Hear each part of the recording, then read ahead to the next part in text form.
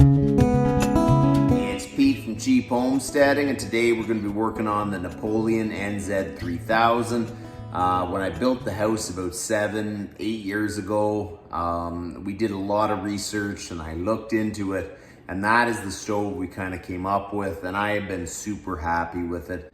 They make the NZ3000 and the 6000. It's basically just a bigger stove. I would have loved to put the bigger stove in, but part of the issue is my living room was kind of small and it just wasn't going to work properly for me. So I went with the NZ3000 and I have been super happy with it. It's been a great stove. I pretty well do everything myself around here, maintenance wise, but there is one thing that I don't do is clean my chimney, because my chimney is, it's really quite dangerous to get up there and clean it. So I just kind of choose to pay someone to do that. It's not worth it falling off your roof. So I got them in. They saw a few issues with the stove. They told me what I needed. I ordered them up. They came in. The two things I need is, it's a air baffle kit. So basically it burns the smoke very clean. It kind of pumps air in and circulates it till it's really clean. So the only time you really see smoke coming out of the chimneys when you're starting up and the stove isn't really that warm.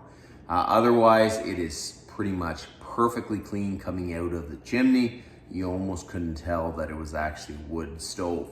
So when they were here, they found at least one of the baffles were broken, and they said I needed the mat that is an insulation for the air tubes. So that's what we're going to install today on the Napoleon wood stove. So let's go. So up in there you see your air tubes and you got your baffle, and above that there's some insulation mat that all fell apart.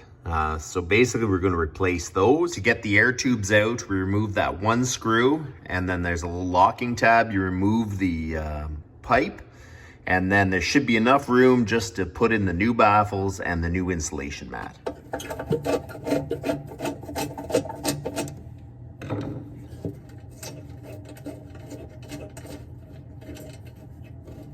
And that's what the locking clip looks like. Now you grab the tube, pull it out, and then you slide it out that way.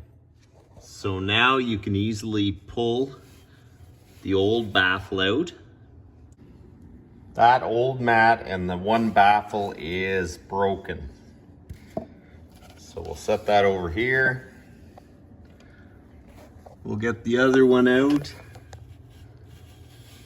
You can slide it. Make sure you get all the old mat out. Okay, so the part number is W010-3559, Assembly Baffle NZ3000.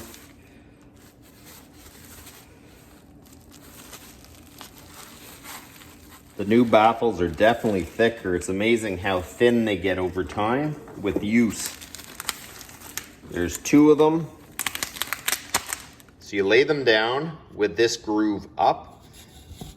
This side has a groove and it fits in like that. So the part number for the mat is W361-0114, and it's insulation for the air tubes. Unwrap that.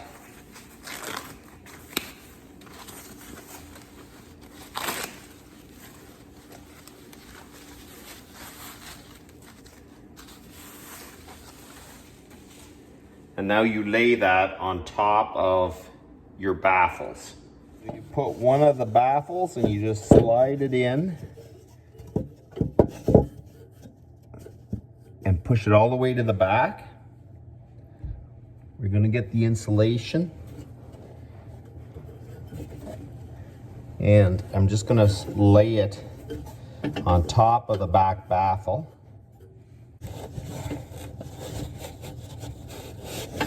Okay, so there we go.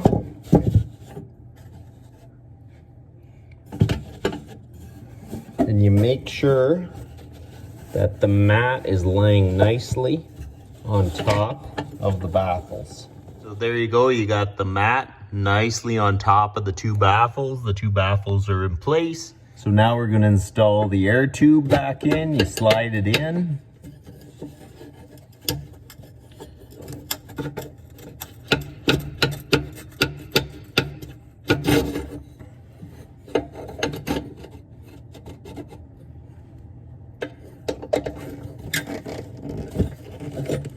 Okay, it's tight. There you go, it is in and installed. It looks good.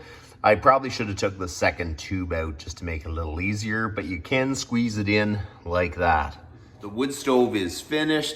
You know, another thing off the list, there is a ton of stuff to do before fall, but it is really important to make sure that you get your wood stove, the chimney cleaned, everything is up and going before winter, because those baffles, when they don't fit properly or they're broken, it becomes less and less efficient. You know, the hard work, you're out in the bush cutting the wood, you want it to go as far as it can. So that's about enough for today. You guys have a good one.